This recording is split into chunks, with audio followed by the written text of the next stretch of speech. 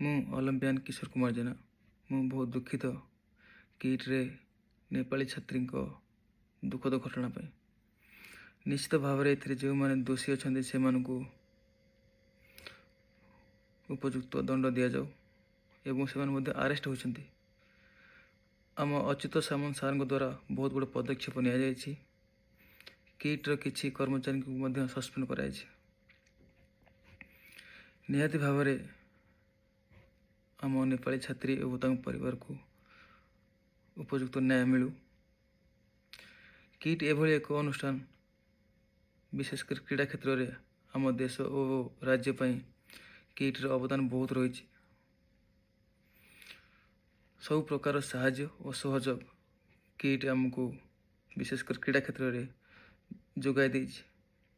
तो एपरी एक समय आम समस्त एकाठी हुई भगवान श्री जगन्नाथ पाखरे